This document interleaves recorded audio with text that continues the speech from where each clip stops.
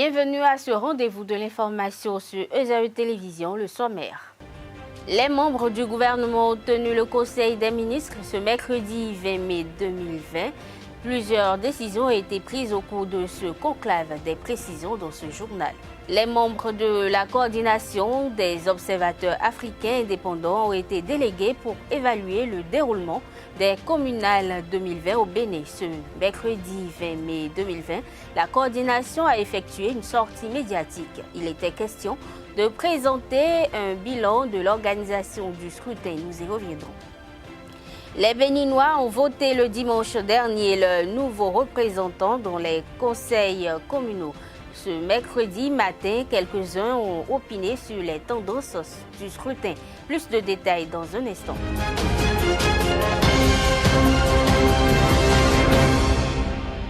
Bonsoir à toutes et à tous. Le Conseil des ministres s'est réuni ce mercredi sous la houlette du chef de l'État Patrice Talon. Les décisions ont été prises au titre des mesures normatives.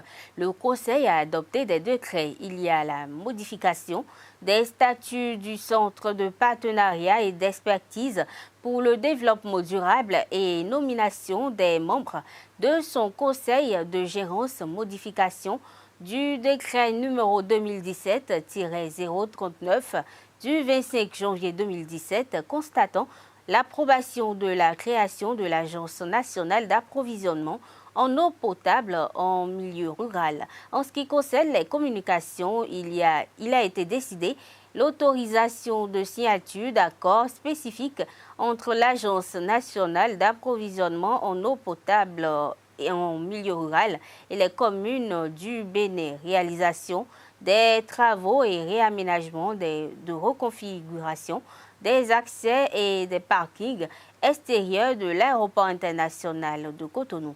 Réalisation des travaux de réhabilitation et d'aménagement de la voie Carrefour Général Bratier, clôture Parc Mivo dans la commune de Semek-Bodji, PK10. La coordination des observateurs africains indépendants a fait une déclaration préliminaire cet après-midi au terme de la mission menée au Bénin dans le cadre des communales du 17 mai dernier. À l'analyse des rapports de ces 33 membres dépêchés sur le terrain, elle déclare que le scrutin a été libre, transparent et équitable tout en relevant quelques insuffisances. Plus de précisions avec son porte-parole Philippe Yao, Messan, sur des propos recueillis par Larius Adiagweno. Il ressort des constats des équipes d'observation ce qui suit. La présence effective, discrète et professionnelle des forces de l'ordre. La présence des membres du bureau de vote, de même que les représentants des partis politiques et coalitions. L'ambiance détendue et conviviale, quasi générale, ayant caractérisé le déroulement des opérations électorales. La disponibilité du matériel de vote dans tous les bureaux visités, ainsi que le caractère indélébile de l'encre. Les urnes observées ont été correctement scellées, transparentes et vides à l'ouverture. La garantie du secret de vote, les dépouillements ont été effectués dans la transparence. La disponibilité des résultats pour les représentants des candidats présents et l'accessibilité en général de ceux-ci dans leur globalité par le public présent à l'issue de la phase de dépouillement et d'agrégation qui s'est opérée selon les dispositions en vigueur sont autant de points observés qu'il convient à l'entendement de notre coordination de saluer en vue de promouvoir le climat de paix. Nous, membres de la coordination des observateurs africains indépendants, CEAI, ne pouvons passer en catimini sans saluer les mesures sanitaires prises dans les centres de vote pour lutter contre cette pandémie le jour du scrutin. Cependant, nous avons noté quelques légères imperfections et insuffisances n'ayant aucun impact déterminant sur le bon déroulement des opérations de vote, à savoir la non-assimilation des procédures de vote par certains électeurs, la non-maîtrise du code électoral par certains agents électoraux. La coordination des observateurs africains indépendants, CEAI, salue fraternellement les autorités politiques, administratives et électorales pour leur disponibilité, leur coopération forte et instructive. Ainsi apprécie-t-elle l'implication du genre féminin dans les différentes étapes du processus électoral. Elle profite de cette opportunité pour féliciter toutes les institutions de la République pour la tenue du scrutin dans la paix et en respect des gestes barrières dans le cadre de la lutte contre le Covid-19. Au vu de tout ce qui précède, la coordination des observateurs africains indépendants, CEAI, considère que les élections communales du 17 mai 2020 ont été libres, transparentes et équitables. La coordination des observateurs africains indépendants, CEAI, exhorte tous les partis politiques béninois à respecter non seulement le verdict des urnes, mais aussi et surtout à se conformer aux dispositions en vigueur en cas de contestation. Vu ces couacs notés, la mission a suggéré des pistes aux acteurs et structures impliqués dans l'organisation des élections pour un meilleur déroulement des futures échéances électorales. Dans la perspective des scrutins à venir, la CEAI formule des recommandations ci-après. À l'endroit des partis politiques, la mission suggère aux partis politiques de renforcer la formation de leurs militantes et militants dans les domaines politiques, civiques et sur la citoyenneté, afin de rendre plus responsables et plus matures ce qui évite plus au Bénin l'usage de la violence avant, pendant et après le jour électoral. À l'endroit de la société civile, elle doit continuer à garder sa neutralité, à ne chercher que les conditions d'un bien-être du peuple béninois. Cependant, nous exhortons à une veille citoyenne permanente à l'endroit du peuple béninois. Le peuple béninois doit toujours garder son calme, sa patience et sa vigilance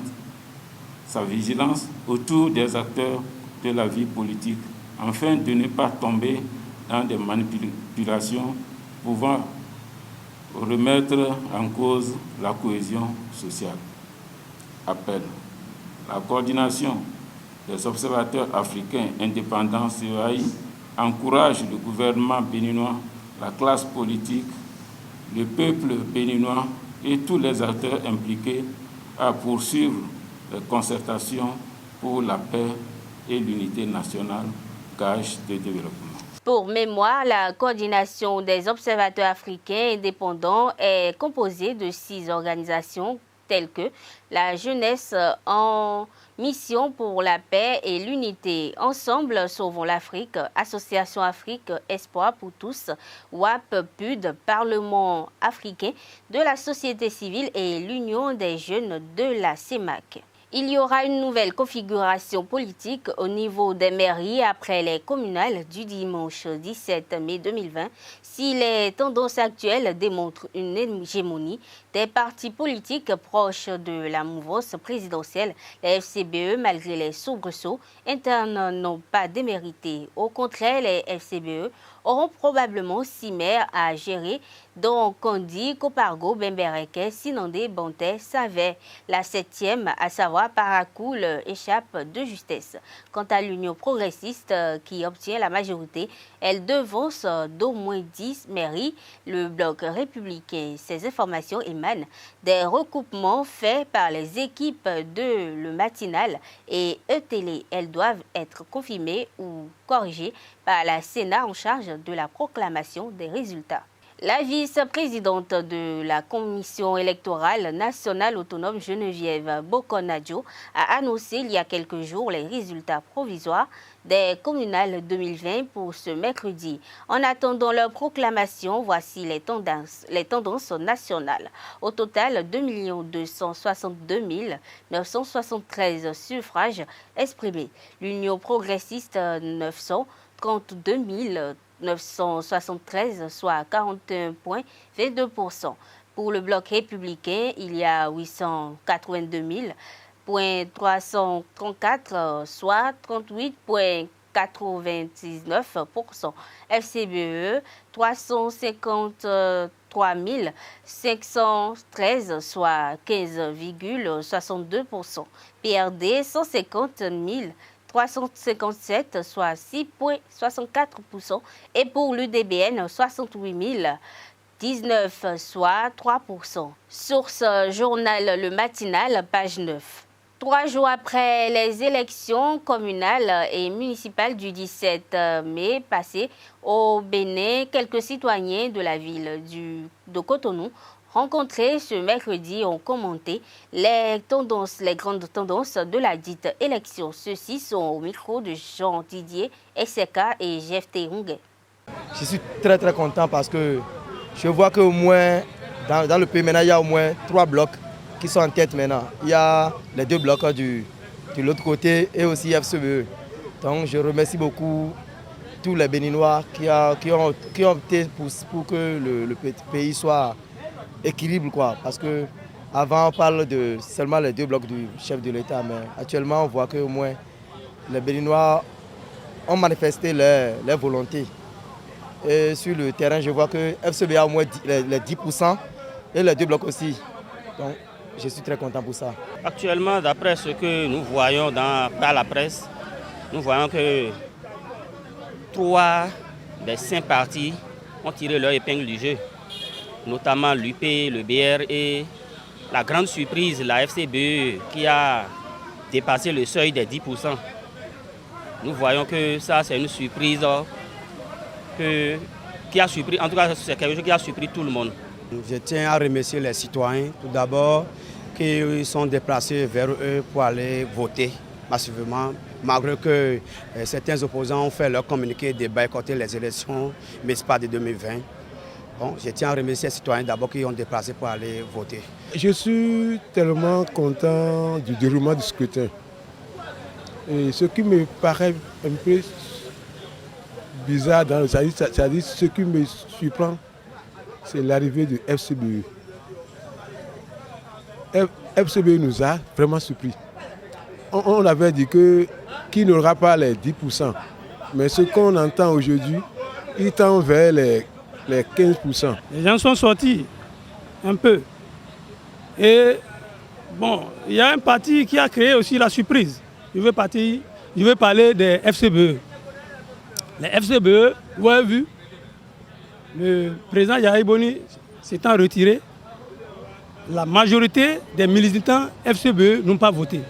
Si le président Yahya Boni était sorti, le score de 15% qu'on les attribue là, ils vont rivaliser avec les 2 blocs, même coalisés ensemble. Parce que les gens qui ont voté pour FCBE, c'est les gens, eux, c'est une élection de proximité. Bien vrai que Yahya Boni s'étant retiré, c'est des parents, c'est des connaissances qui sont en quête de conseil, et c'est à eux que les gens vont amener les doléances demain. C'est pourquoi eux tous n'ont pas suivi le mot de boycott. D'autres ont suivi, d'autres n'ont pas suivi. Mais la majorité a suivi. Parce que moi je suis avec les militants. La majorité n'est pas partie voter, c'est la minorité. Malgré que la minorité est partie voter, vous avez vu, ils ont eu un score de 15%. Non, à ces 3 partis-là, moi, ce que je veux leur dire, je sais que personne ne leur a donné de l'argent pour faire campagne. Ce sont eux-mêmes qui ont dépensé de leur poche pour faire leur campagne. Donc, que personne ne vienne à mettre, leur dire c'est comme ça, vous avez fait. Non, hein. Je leur dis à tous les candidats de ne jamais accepter cela. Il faut refuser. La personne peut être ministre, il peut être délégué n'importe quoi. Ce sont eux-mêmes qui ont dépensé pour devenir maire ou CA ou quoi là. Donc ils n'ont qu'à faire leur travail selon la volonté du peuple. Développer les villes où ils seront élus. Si c'est quelqu'un qui est élu maire de Cotonou, il n'a qu'à faire le travail pour que les Cotonouas soient heureux. Parce que dans les villes, il y a trop de pauvreté. Le nombre de cas confirmés au Covid-19 au Bénin a baissé de 339 cas à 130. Ainsi se présente le nouveau bilan fait par le gouvernement béninois dans la matinée de ce mardi 19 mai 2020. Selon ce bilan, le Bénin a connu une baisse de 209 cas invalidés par l'Organisation mondiale de la santé. Pour l'OMS, les cas symptomatiques ne sont pas considérés comme malades, d'où, selon le protocole, les asymptomatiques ne devraient pas être comptabilisés, contrairement à ce que le Bénin faisait depuis le début de la pandémie. Je vous invite à suivre le ministre de la Santé, Benjamin Nkpati, pour plus de détails. Depuis lors, le gouvernement a développé une stratégie de riposte sanitaire en multipliant la mise en place de laboratoires et de centres de prise en charge dans tous les départements du pays. Par ailleurs, le gouvernement a fait l'option d'un dépistage massif au niveau de certains groupes cibles exposés, reposant sur deux types de tests de dépistage que sont le test de diagnostic rapide, consistant en une recherche dans le sang des anticorps attestant d'un contact avec le virus, avec un résultat qui est obtenu au bout de 10 à 15 minutes.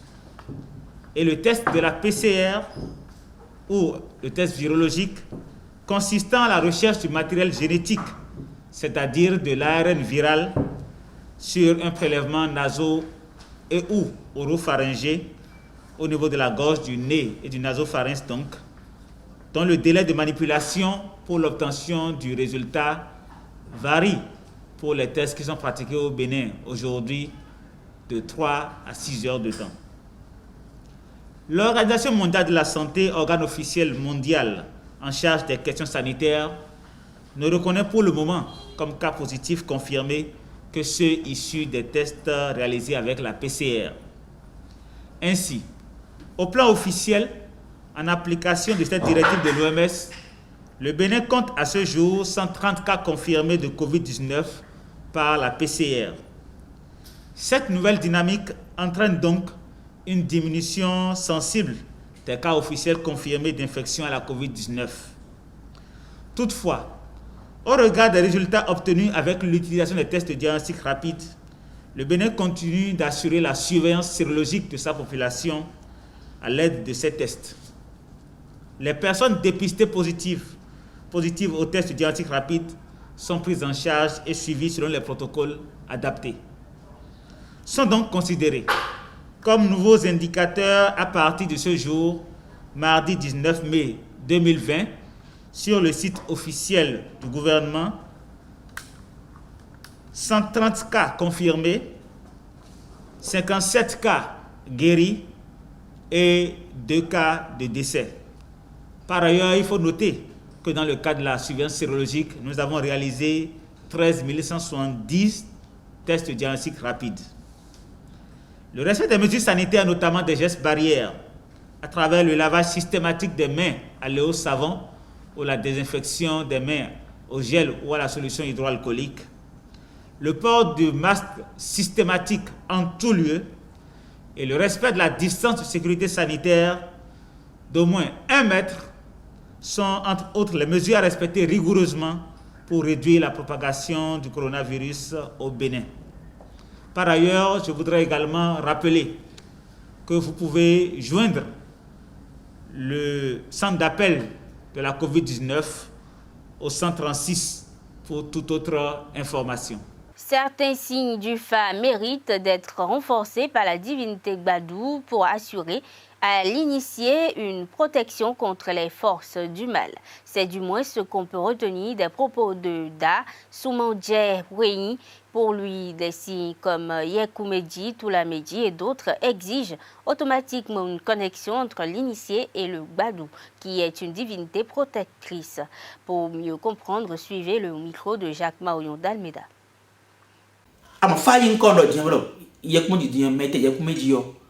On doit lui indiqué d'aller voir cette divinité-là. Comme aussi le signe Sameji, Fumeji, Losomeji, Tulameji, ces-ci-là sont inévitablement déconseillés à ce qu'ils restent dans l'ordre de Fonfa. Mais t'es pas dans l'air. Dans meilleur, il est pas. Il est bien fait que dans les bois, pour recevoir cette protection-là. Mais t'es pas là, pour la médire, il est nani. Anago Beji, Anago Tome, Fanago Beji yo. Et donc t'es nanou mais ado pas de quoi na. Bok ben na hosu. Bok pas de na. Bok pas de na c'est yo. On fait des écoutez, fait des écoutez bon. À zedon deji yo, fait du à zekendo, fait du nous kumio kendo, fait du wezun ko jafonu. Donc femme on les met yo.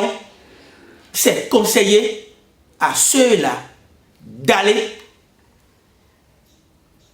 s'initier à Badou.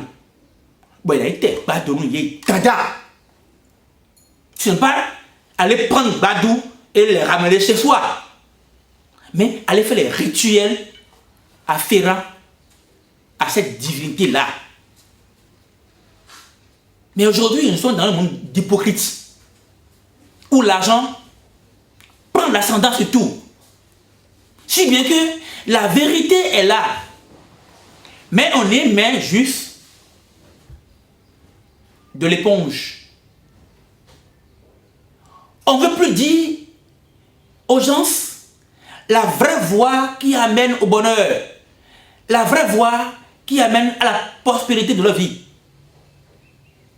On est là à les cajoler et à leur soustraire chaque fois et à tout instant le sou.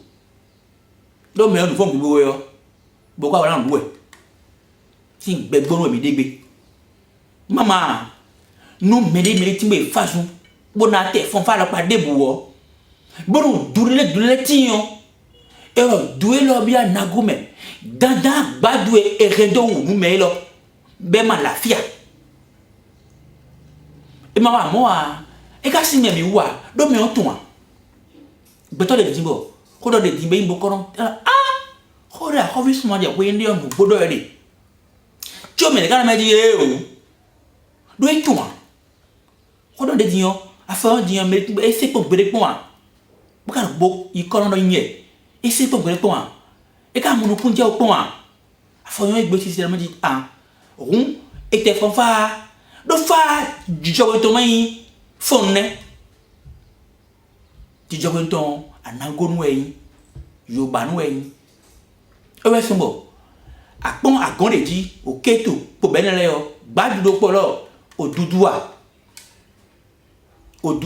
do iye de wey bo mele ri so no po mo po wa eyin ogu osapata oda lisa torosu bonu ekoso no po won mele ko joro don mo weyan gbadu nous sisi d'aro nous dit que c'est ici betoyi akaba nous do sisi bodo que c'est ici yo e ko nous ganu e ko nous gan be. Pour meubler cette édition, voici une compilation de l'actualité hors de nos frontières signée Loïc Ivan Ahissou. Au Cameroun, le président Biya a annoncé au cours d'un discours radio-télévisé d'une vingtaine de minutes mardi soir que vu le contexte sanitaire que le pays traverse, les festivités prévues pour la fête nationale ce mercredi 20 mai ne peuvent pas se tenir. Il profite de l'occasion pour appeler à l'union sacrée de tous les Camerounais pour combattre la pandémie. Le secrétaire général de l'ONU, Antonio Guterres, appelle ce mercredi à une solidarité internationale accrue avec ce continent. La pandémie menace les progrès accomplis en en Afrique, craint l'ONU. Des millions de personnes pourraient basculer dans la pauvreté extrême. En Afrique, avec la pandémie de la Covid-19, souligne ce mercredi le secrétaire général des Nations Unies, Antonio Guterres, appelant à une solidarité internationale accrue avec ce continent. L'épidémie aggravera les inégalités existantes et accentuera la faim, la malnutrition et la vulnérabilité face à la maladie, ajoute-t-il dans un communiqué qui accompagne une étude de l'ONU, couplée avec des recommandations pour le continent africain. En Inde, les services météorologiques ont annoncé ce mercredi 20 mai, en fin d'après-midi dans l'est de l'Inde, le cyclone Amphan, le plus puissant depuis le début du siècle dans le golfe du Bengale, qui a touché terre avec des vents allant jusqu'à 190 km/h. En effet, des pluies torrentielles et des vents violents déferlent sur Calcutta, déracinant des arbres, provoquant des inondations et perturbant les télécommunications. De larges parties de la capitale du Bengale occidental sont plongées dans le noir et l'électricité a été coupée préventivement par les fournisseurs pour éviter les accidents. Les gens hurlent lorsque les rafales traversent la ville en secouant les portes et fenêtres, a décrit à l'AFP Spirana Boss, une professeure d'université de 60 ans. Le cyclone Amphan a secoué la zone frontalière entre l'Inde et le Bangladesh. C'est tout, mesdames et messieurs, pour cette édition. Merci de l'avoir suivi. À bientôt.